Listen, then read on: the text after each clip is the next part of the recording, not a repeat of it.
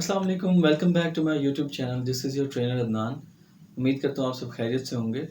आज मैं आपके लिए एक न्यू कोर्स लाया हूँ जिसके बारे में शायद आप लोग वेट भी कर रहे होंगे और सीखना भी चाह रहे होंगे, क्योंकि बहुत सारे जो मेरे फॉलोअर्स हैं शायद उनको ये कोर्स के बारे में इल्म नहीं होगा या इसके बारे में नहीं पता होगा।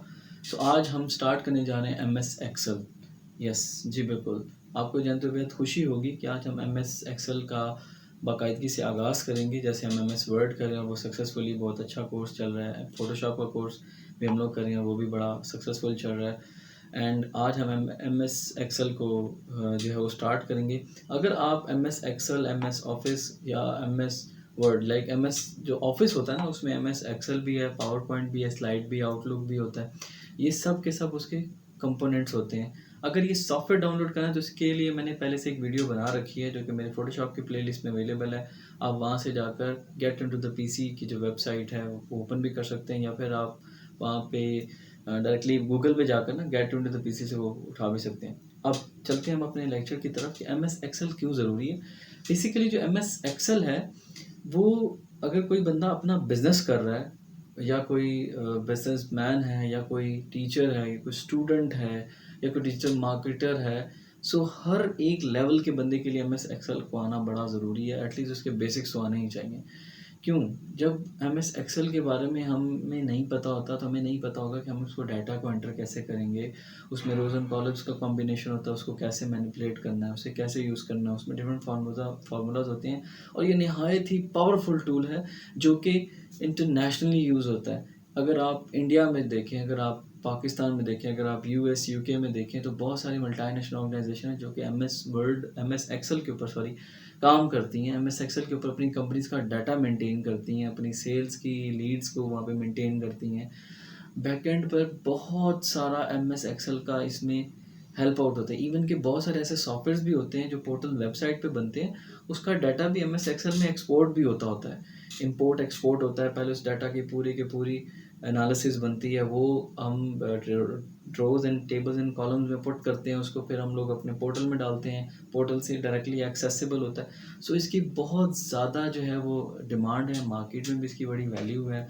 इवन कि जब हम अपने स्कूलिंग सिस्टम में देखते हैं, तो स्कूलिंग सिस्टम में जब हमारे पास थाउजेंड एंड मिलियंस का डाटा होता है तो हम उसको मेमोराइज़ नहीं कर सकते। जबकि पुराने दौर में क्या था कि पेपर वर्क बहुत ज़्यादा होता था, पेपर पे डाटा को मेंटेन किया जाता था। अब चूँकि पेपर वर्क थोड़ा सा कम हो चुका है, तो अब क्या होता है कि वो डाटा जितना भी होता है ना, वो हम लोग एक्सेल के ऊपर मेंटेन करते हैं। सो MS एक्सेल कहाँ कहाँ पर यूज़ होता है, इसके बारे में थोड़ा सा मैं आपको लैपटॉप की स्क्रीन से दिखा देता हूँ ताकि आपको पता चल सके। ठीक है, तो आइए हम लैपटॉप की स्क्रीन की तरफ चलते हैं।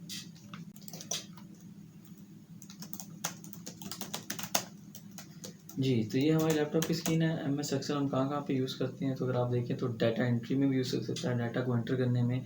आज से कुछ अर्से पहले डाटा एंट्री की बड़ी जॉब्स थी, इवन कि अभी भी हैं। फ्रीलांसिंग के ऊपर डाटा एंट्री की काफ़ी सारी जॉब्स होती हैं। डाटा मैनेजमेंट है, डाटा को मैनेज कैसे करना है, अकाउंटिंग जो कि बैंकिंग की फील्ड होती है, उसके बाद फाइनेंशियल एनालिसिस में होता है, चार्टिंग एंड ग्राफ्स होते हैं, एंड प्रोग्रामिंग में भी यूज़ होता है। जैसे मैंने बताया था आपको कि हम पोर्टल्स वगैरह करते हैं तो प्रोग्रामिंग में यूज़ होता है। इसके अलावा time management, task management, task किसको असाइन करना, हम अक्सर गूगल की जो शीट्स होती हैं उसके ज़रिए टास्क असाइन कर देते हैं। किसी न किसी को हम लोग जब टीम में काम कर रहे होते हैं तो एक टास्क असाइन कर देते हैं। जैसे डिफरेंट सॉफ्टवेयर अब आ गए हैं तो बैकएंड पे उनकी ऑपरेटिंग सारी एक्सेल के ज़रिए ही हो रही होती है। ठीक है, और इसके अलावा कस्टमर रिलेशन, फाइनेंशियल मॉडलिंग भी होती है, कस्टमर रिलेशनशिप मैनेजमेंट भी होता है। ऑलमोस्ट एनीथिंग जो कि ऑर्गेनाइज्ड फॉर्म में चाहिए उसको हम यूज़ कर सकते हैं। ठीक है, तो और इसको देख लेते हैं, इसको यूज़ कौन कर सकता है। देखिए, अगर MS वर्ड की बात की जाए तो वो ज़्यादातर students, teachers, businessman, business analysis, human resource, HR के होते हैं, operation management, performance reporting, usually जो कॉल सेंटर के डोमेन्स होती हैं उसमें MS एक्सेल बहुत ज़्यादा इस्तेमाल होता है। ये इतना एफिशिएंट होता है कि इसमें आप अगर thousand and millions and trillions का डाटा भी कैलकुलेट करना चाहें, मेंटेन करना चाहें, तो आप कर सकते हैं। सो हम इंशाल्लाह अपनी आने वाली क्लासेस में MS वर्ड को ही, MS वर्ड जैसे हमने स्टार्ट किया था उसके वन बाय वन हम ओवरव्यू करते थे, इसी तरीके से हम MS एक्सेल की भी जो जितनी क्लासेस हैं इसको हम ओवरव्यू करेंगे। मैं आपको सिर्फ इसका इंटरफेस का ओवरव्यू दिखाता हूँ कैसा होता है, ताकि आपके माइंड में आइडियाज़ जनरेट होना शुरू हो जाए। तो इंशाल्लाह हम अगली क्लास में इसको बाकायदगी से पढ़ेंगे। ये जी MS एक्सेल, इसको स्प्रेडशीट भी कहते हैं। इसमें रोज़ एंड कॉलम्स होता है। इसकी रिप्रेजेंटेशन ये होती है, अगर आप कि वो स्क्रीन विजिबल है, ये बेसिकली इसका लोगो होता है, ये इसकी विजिबिलिटी होती है। हम इंशाल्लाह नेक्स्ट क्लास में इसको पूरा जो है वो स्टार्ट करने वाले हैं। So I hope so you are gonna like this so much. So keep connecting with us and मेरी वीडियोस को लाइक, सब्सक्राइब एंड शेयर करना मत भूलिएगा। इंशाल्लाह हम मिलते हैं अपनी नेक्स्ट क्लास में। कीप सपोर्टिंग मी, और सब्सक्रिप्शन जो है वो आप खुद भी करें और अपने फैमिली मेम्बर से भी करवाएं। इवन कि आप इसको जितना ज़्यादा स्प्रेड आउट करेंगे, शेयर करेंगे, तो हमारे लिए ये बेनिफिट है, ताकि जितने ज़्यादा लोग सीख सकें उतना ही फ़ायदा होगा। ठीक है, थैंक यू सो मच। अपना ख्याल रखिएगा। Take care. अल्लाह हाफ़िज़।